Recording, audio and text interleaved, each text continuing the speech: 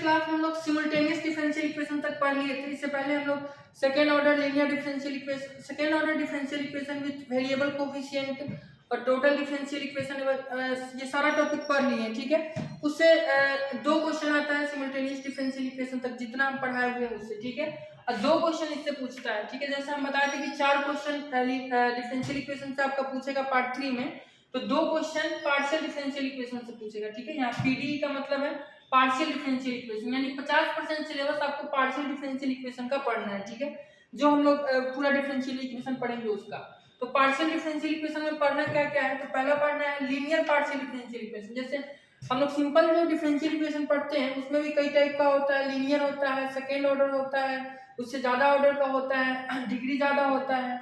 ठीक है, उसी तरीके से इसमें भी होता है। तो पहला लीनियर, लीनियर का मतलब क्या होता है, ऑर्डर भी फर्स्ट और डिग्री भी फर्स्ट। उसके बाद नॉन लीनियर, मतलब लीनियर नहीं होगा तो उसका ऑर्डर ज्यादा हो सकता है, डिग्री ज्यादा हो सकता है एक से। उसके बाद सेकेंड ऑर्डर का इसमें पढ़ना है। उसके बाद पढ़ना है homogeneous, H for homogeneous, NH for non homogeneous. Homogeneous और non homogeneous PD partial differential equation with CC मतलब कांस्टेंट कोफिशिएंट। ठीक है, तो ये 2 चैप्टर इसमें, homogeneous partial differential equation with constant coefficient and non homogeneous partial differential equation with constant coefficient. इस तरीके से ये सारा टॉपिक इसमें पढ़ना है। ये सब अपने आप में एक बड़ा बड़ा चैप्टर है। ठीक है, हम शॉर्टकट में लिखे हुए हैं। और ये सारा डिफरेंशियल इक्वेशन पढ़ने के लिए 3 को मेथड पढ़ना है। वैसे तो इसको सॉल्व करने के लिए और भी बहुत सारा मेथड है, लेकिन 3 को मेथड का जिक्र सिलेबस में किया है, उससे क्वेश्चन आता है और उस मेथड से क्वेश्चन आता है कि वो मेथड क्या है। तो पहला लैग्रांजे मेथड, ठीक है, L for Lagrange, I for method. ठीक है, उसके बाद चार्पिक मेथड पढ़ना है, CH चार्पिक मेथड, और उसके बाद मोंगे मेथड पढ़ना है। ठीक है, इस तरीके से 3 मेथड सिलेबस में लिखा हुआ है। इस मेथड के बारे में पूछ सकता है एग्जाम में और क्वेश्चन दे सकता है कि इसी मेथड से इस क्वेश्चन को बनाइए। बाकी अगर क्वेश्चन देता है तो और भी बहुत सारा मेथड पढ़ना है, लेकिन वो पूछेगा नहीं। ठीक है, वो नहीं बोलेगा कि इस मेथड से बनाइए, आपका मर्जी है, लेकिन ये 3 मेथड के बारे में पूछ सकता है क्योंकि ये सिलेबस में दिया हुआ है। ठीक है, तो हम लोग ये सारा चीज पढ़ेंगे। सबसे पहले यहाँ से स्टार्ट करेंगे। तो ये LPDE है, लीनियर पार्शियल डिफरेंशियल इक्वेशन। इसको सोल्व करने के लिए लैग्रांजे मेथड पढ़ा जाता है, लैग्रांजे मेथड से इसको सोल्व किया जाता है। ठीक है, वैसे ही आगे ये दोनों मेथड भी पढ़ेंगे और ये सारा चीज भी पढ़ेंगे और पूरे 50% सिलेबस को ये कवर करता है। 2 क्वेश्चन यानी 32 नंबर का टोटल है। ठीक है, तो हम लोग सबसे पहले LPDE पढ़ेंगे। ठीक है गुरु जी, तो पहले हम लोग थोड़ा सा समझ लेते हैं कि पार्शियल डिफरेंशियल इक्वेशन क्या होता है। एक्चुअली में पार्शियल डिफरेंशियल इक्वेशन आप लोग पहले से जानते हैं, आंशिक डिफरेंशिएशन इसको बोलते हैं, जिसमें 2 वेरिएबल रहता है तो हम एक ही को कांस्टेंट मानते हैं, एक ही को वेरिएबल मानते हैं। यानी अगर कहीं पे x y z अगर दिया है या p q कुछ भी दिया है, ठीक है, वेरिएबल हमेशा एक ही रहेगा। अगर x के रिस्पेक्ट में डिफरेंशिएशन करने के लिए बोल रहा है तो बाकी सारा का सारा कांस्टेंट हो जाता है उस केस में। ठीक है, तो इसी को हम लोग पार्शियल डिफरेंशिएशन बोलते हैं। अगर y के रिस्पेक्ट में डिफरेंशिएशन बोल रहा है तो y के अलावा बाकी सारा कांस्टेंट हो जाता है। ठीक है, अगर z के रिस्पेक्ट में डिफरेंशिएशन करने के लिए बोलेगा तो z के अलावा बाकी सारा क्या हो जाएगा, कांस्टेंट। ठीक है, तो इसी को पार्शियल डिफरेंशिएशन बोलते हैं। हम लोग पार्ट 1 में भी पढ़े हुए हैं। ठीक है, तो यहाँ पे जो पार्शियल डिफरेंशियल इक्वेशन पढ़ना है ये सारे ऑर्डर का पढ़ना है। जैसे LPD पहले पढ़ने हम आपको बताए थे, LPD। ठीक है, लीनियर पार्शियल डिफरेंशियल इक्वेशन, इसमें क्या होगा, ऑर्डर और डिग्री 1 होगा। ठीक है, उसी तरीके से फिर नॉन लीनियर पढ़ना है, फिर सेकंड ऑर्डर, थर्ड ऑर्डर, इस तरीके से पढ़ना है। तो यहाँ पे क्या है, कुछ सिंबल बनाया गया है। ठीक है, कुछ सिंबल बनाया गया है, आसानी हो जिसको आसानी हो पढ़ने के लिए इस चीज को, इसलिए इसमें कुछ सिंबल बनाया गया। जैसे एक सिंबल है आपका P, ठीक है, और एक है Q। ठीक है, तो P जो है, P वो डिनोट करता है dz बाई, यहाँ पे d नहीं होता है, पार्शियल में डेल होता है। ठीक है, del z by del x को डिनोट करता है P, और del z by del y को डिनोट करता है Q। ध्यान से समझिएगा, यहाँ पे z क्या है, तो z x और y का एक फंक्शन है, x और y का एक फंक्शन है z। तो यहाँ पे dz बाई dx को p माना जाता है। ठीक है, ये पूरे चैप्टर में जो भी हम लोग को पार्शियल डिफरेंशिएशन पढ़ना है उसमें कहीं भी अगर आपको स्मॉल p आता है, ये स्मॉल एक्चुअली, ठीक है, अगर स्मॉल p आता है तो उसका मतलब है del z by del x। ठीक है गुरु जी, अगर कहीं पे q आता है स्मॉल q तो उसका मतलब होता है डेल z बाई, सॉरी यहाँ डेल y। ठीक है, del z by del y. अगर वाई के रिस्पेक्ट में जेड का हम पार्शियल डिफरेंशिएशन करते हैं तो उसको स्मॉल क्यू बोलते हैं, और अगर जेड को एक्स के रिस्पेक्ट में पार्शियल डिफरेंशिएशन करते हैं तो उसको स्मॉल पी बोलते हैं। ठीक है, तो ये दोनों का फिलहाल ऑर्डर कितना है, दोनों का ऑर्डर 1 है और डिग्री भी 1 है, क्योंकि एक बार डिफरेंशिएशन हुआ तो एक ऑर्डर, इसका पावर 1 है तो 1 डिग्री। ठीक है, तो इसी दोनों से P और Q से मिलकर बनता है पार्शियल डिफरेंशिएशन, यानी जो हम लोग पार्शियल डिफरेंशिएशन अभी पढ़ने वाले हैं वो P और Q का फंक्शन होगा। इसमें xy भी आ जाएगा, क्योंकि xy तो मैंडेटरी है, वो अलग चीज है। ठीक है, लेकिन P का पावर अगर आप कहिएगा 2 तो P का पावर 2 इसमें नहीं आएगा, क्योंकि P का पावर जैसे ही हम 2 करेंगे ये लीनियर नहीं रहेगा। हम लोग यहाँ पे अभी पढ़ रहे हैं लीनियर पार्शियल डिफरेंशियल इक्वेशन, तो लीनियर पार्शियल डिफरेंशियल इक्वेशन में P का स्क्वायर नहीं आएगा, P का पावर 3 नहीं आएगा, 4 नहीं आएगा, केवल P आएगा। ठीक है, P का पावर हम जैसे इसका बढ़ाएंगे इसका डिग्री बढ़ जाएगा। तो लीनियर में डिग्री हमेशा 1 होता है और ऑर्डर भी 1 होता है। ठीक है, तो ऑर्डर तो खैर यहाँ P से डिनोट हो रहा है। इसके बाद पी क्यू के अलावा एक सिंबल होता है R, एक S होता है और एक होता है T। तो आर एस टी जो सिंबल है इसका यूज यहाँ पे लीनियर डिफरेंशियल इक्वेशन में नहीं है, इसके आगे है। ठीक है, आर में एक्चुअल में क्या होता है कि सेकेंड ऑर्डर में चला जाता है, यहाँ से आर 2 बार डिफरेंशिएशन होता है। ठीक है, उसके बाद फिर एस भी वही होता है, ये सेकेंड ऑर्डर के लिए ये सारे सिंबल है, इसको हम लोग अगले चैप्टर में स्टडी करेंगे। ठीक है, ज्यादा सिंबल बताकर हम आपको कंफ्यूज नहीं करना चाहते हैं, इसलिए फिलहाल आपको याद रखना है पी का मतलब ये होता है और क्यू का मतलब ये होता है। ठीक है, अब हम लोग एक क्वेश्चन लेकर समझते हैं कि लैग्रांज मेथड का जो लैग्रांज मेथड क्या है। ठीक है, और उसके मदद से कैसे लीनियर पार्शियल डिफरेंशियल इक्वेशन को हम लोग सॉल्व करेंगे।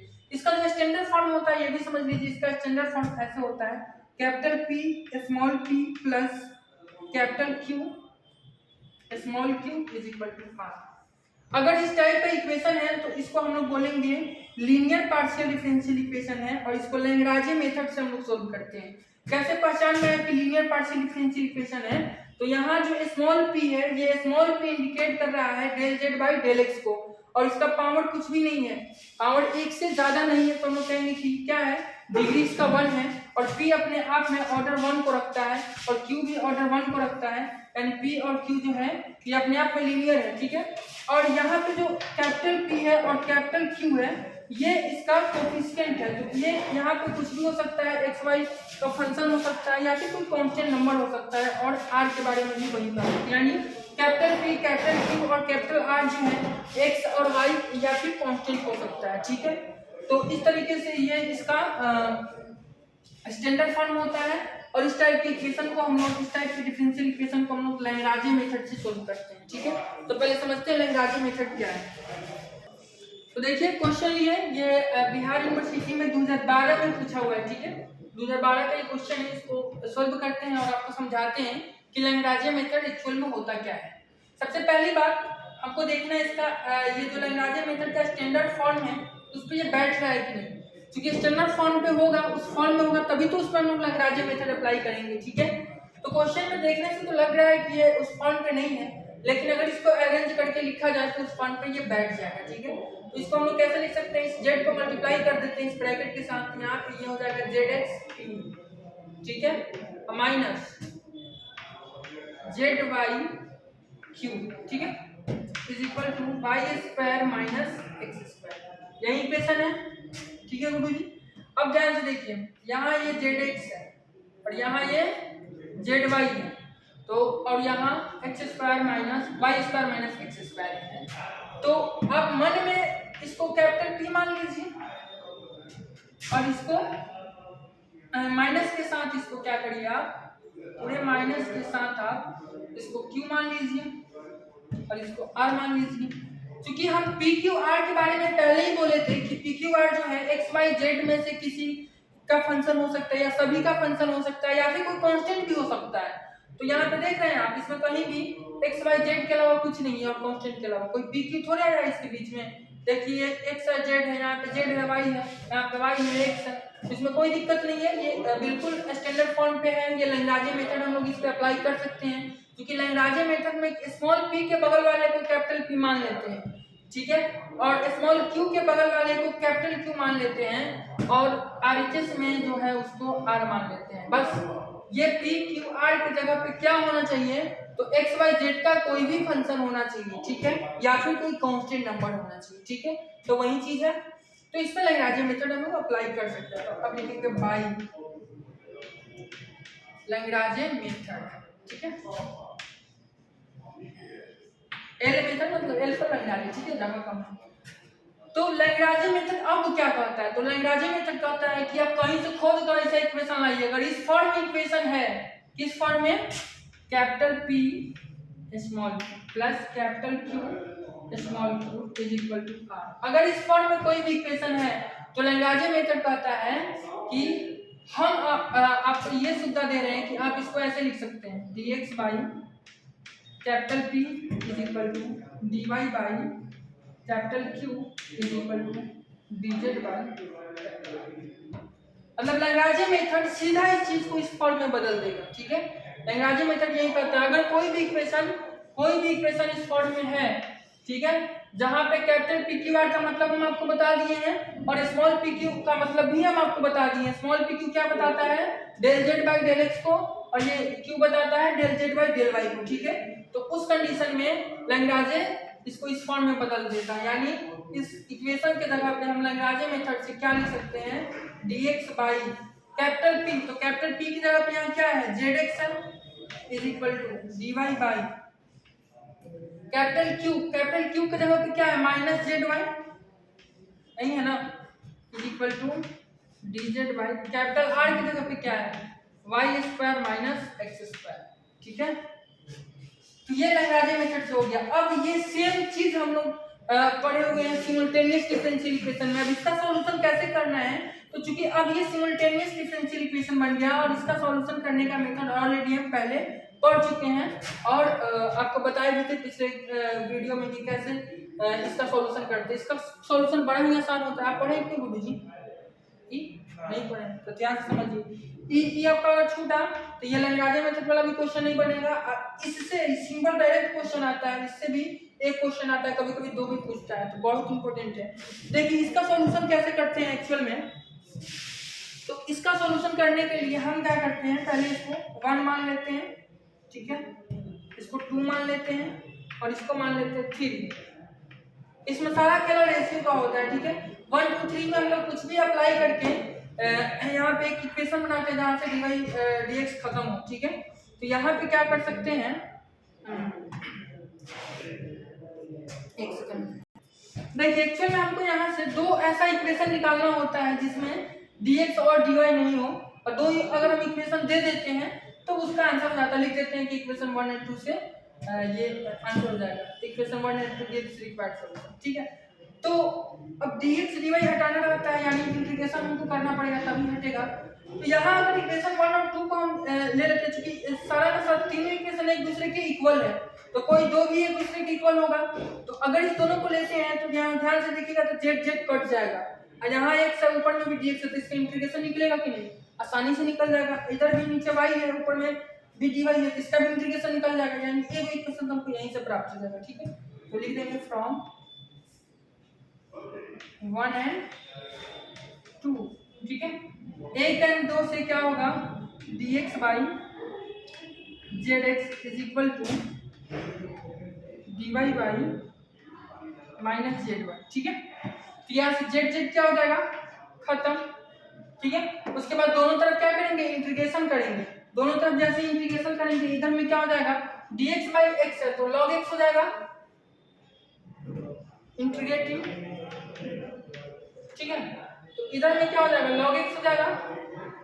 इधर में ध्यान से देखिएगा तो माइनस भी था, सॉरी माइनस छूट रहा है, माइनस था, ये माइनस यहाँ पे ये log y हो जाएगा।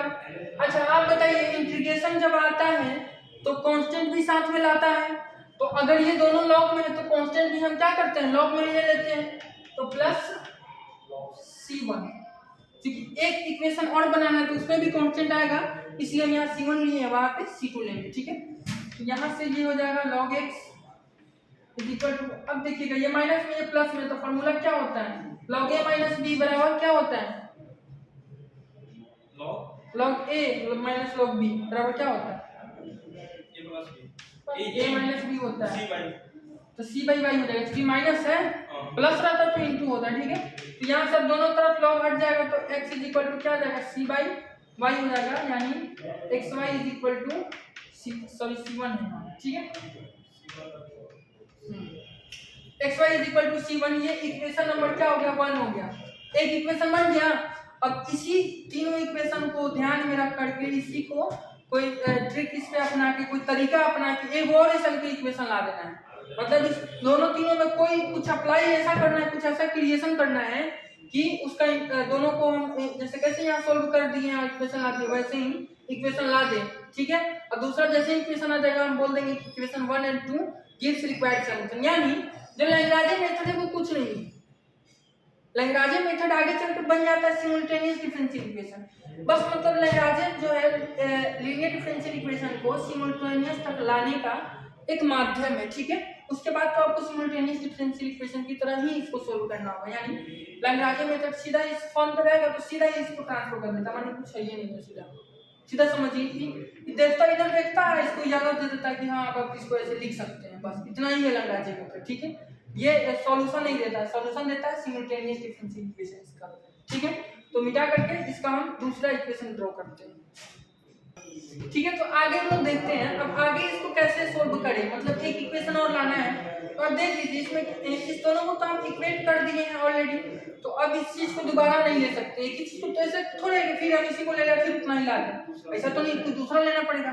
तो अब देखिएगा इसको अगर इससे इक्वल करिएगा तो कुछ नहीं होगा, इसमें कोई कटने उठने वाला है नहीं। जब आप इसका इंटीग्रेशन करिएगा तब समझ जाइएगा क्या है, क्या कि देखिए यहाँ एगो dx में dx है और dz है, तो x वाला को इंटीग्रेट करेगा x वाला, y z वाला को z वाला करेगा, लेकिन y वाला तो ना हो जाएगा ना, तो इसका इंटीग्रेशन होगा ही नहीं, तो आप फंस जाइएगा। अच्छा अगर इसको इक्वल करिएगा तो भी फंस जाइएगा, क्योंकि इसमें क्या है x y z तीनों है, लेकिन इस दोनों में क्या है y और z ही x नहीं है, तो किसी तरीके से आप चलिएगा तो भी फंस जाइएगा। तो अब आपको सिमुल्टेनियस डिफरेंशियल इक्वेशन नहीं पढ़े हैं, वीडियो में जो लोग देख रहे हैं पता नहीं हम वीडियो बना दिए हैं, तो एक बार हम और बता देते हैं। ये सारा जो है ना ये सब का सब रेशियो में इसका प्रॉपर्टी होता है कि अगर हम इसमें, अच्छा ये बात बताइए, अगर हम इसमें ऊपर में x से मल्टीप्लाई कर दें और नीचे में भी x से कर दें तो कोई फर्क पड़ेगा, नहीं पड़ेगा। अच्छा अगर हम इसमें y से कर दें नीचे में भी y से कर दें तो कोई फर्क पड़ेगा, नहीं पड़ेगा। इसमें अगर z से कर दें नीचे में भी z से कर दें तो भी कोई फर्क नहीं पड़ेगा, ठीक है। तो सब में हम क्या करते हैं x इसमें x से, इसमें y से और इसमें z से मल्टीप्लाई कर देते हैं, ठीक है। Using x y z as multiplication, ठीक है, इन ईच टर्म, ठीक है, ऐसे लिख लेना है। उसके बाद सब में क्या कर देना है मल्टीप्लाई, तो x dx बाय, अब इसमें x से मल्टीप्लाई करेंगे तो क्या हो जाएगा zx² और इधर y से इसमें मल्टीप्लाई करेंगे तो y dy बाई इसमें y से करेंगे तो माइनस zy², ठीक है, इज इक्वल टू इसमें मल्टीप्लाई करेंगे तो z dz बाई, अब इसमें z से करेंगे तो ये zy² हो जाएगा और ये हो जाएगा माइनस zx², ठीक है। अब देखिए यहाँ से अब बात समझने वाला है, ठीक है, समझने वाला ये है कि अब हम इसको ऐड कर सकते हैं, ठीक है, अब हम इसको ऐड कर सकते हैं, ठीक है। समझने वाली बात ये है कि हम चाहें तो इस सारा को ऐड ऊपर वाले के साथ ऐड कर सकते हैं, नीचे वाले को नीचे वाले के साथ ऐड करके इक्वल में लिख सकते हैं, ठीक है। ये यहाँ पे x dx plus y dy plus z dz by, अब ये सबको हम ऐड कर सकते हैं यहाँ पे zx², ठीक है, और ये माइनस zy², ठीक है, और ये हो जाएगा प्लस zy² माइनस zx², ठीक है। सिमुल्टेनियस डिफरेंशियल इक्वेशन में हम लोग पढ़े थे ये सारे को ऊपर वाले के साथ ऐड कर देते हैं, नीचे वाले को नीचे वाले के साथ ऐड कर देते हैं, मतलब जो प्रक्रिया ऊपर में करेंगे वही चीज नीचे में करेंगे, ठीक है। अगर ऊपर में यहाँ माइनस लिखेंगे तो नीचे में भी यहाँ माइनस लिखेंगे, इस तरीके से करेंगे तो रेशियो बराबर होता है। जैसे 1/2 लिख रहे हैं इज इक्वल टू, मान लीजिए यहाँ 4/8 लिख रहे हैं इज इक्वल टू 7/14 लिख रहे हैं, तो सबका रेशियो बराबर है, सबको कटाइएगा तो 1/2 ही आएगा। तो इसमें हम इसको ऐसे भी लिख सकते हैं 1 + 4 + 7 बाई 2 + 8 + 14, ठीक है। इस सब को कटाइएगा जब जो ऐड करते तब भी ये 1/2 के ही बराबर आता है, तो इसी प्रॉपर्टी से वो वहां पे अप्लाई हुआ है। अब यहाँ क्या होता है, इस तरीके से करने का फायदा क्या होगा, मल्टीप्लाई करके फिर हम ऐड क्यों किए हैं, तो फायदा ये हुआ है कि ये सारा कट जाएगा। देखिए ये Z x square Z x square, ठीक है, ये माइनस में प्लस में कट जाएगा, ये जेड वाई स्क्वायर कट जाएगा, ठीक है। अब चूंकि सारा का सारा इक्वेशन आपस में इक्वल है, ठीक है, तो इसको 1 2 3 माने थे, तो आप इसको 4 मान सकते हैं, इसको 5 मान सकते हैं, इसको 6 मान सकते हैं और इसको 7 मान सकते हैं, ठीक है। तो आप सब चूंकि एक दूसरे के इक्वल है तो किसी दो को इक्वल आप ले सकते हैं। तो हम x dx by z x square is equal to equation number 7 को लेते हैं, तो x dx plus y d y plus z d z, ठीक है। और नीचे में चूंकि सब कट गया है तो जीरो है, ठीक है। अब जीरो इसलिए लिख के अब चूंकि नीचे में जीरो है तो नेक्स्ट स्टेप में आप इसको इन्फिनिटी लिख सकते हैं। तो इन्फिनिटी लिखने से तो गड़बड़ा जाएगा खेला, क्योंकि ये इन्फिनिटी के बराबर जाएगा और परिभाषित हो जाएगा। तो हम एक काम करते हैं, जीरो को इधर भेज देते हैं, तो इधर आएगा तो सारे के साथ मल्टीप्लाई हो जाएगा, तो सबके साथ मल्टीप्लाई हो जाएगा तो इधर का पूरा जीरो हो जाएगा टर्म।